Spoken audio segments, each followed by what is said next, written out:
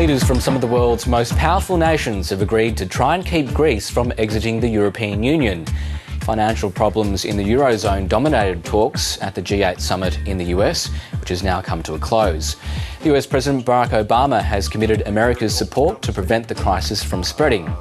Other issues, like unrest in Syria and Afghanistan, were also top of the agenda. The Prime Minister has called on other nations to provide support for Afghan forces after international troops withdraw from the country.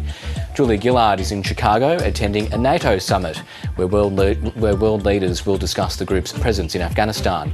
She says Australia has already pledged to provide $100 million each year for 3 years to sustain Afghan local forces.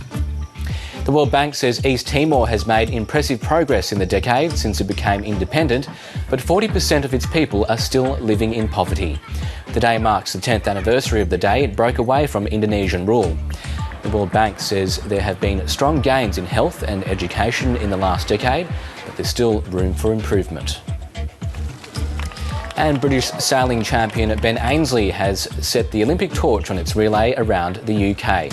He's the first of some 8,000 people who will be carrying the flame before it reaches the opening ceremony of the Games. Despite the cold weather, thousands turned out to catch a glimpse.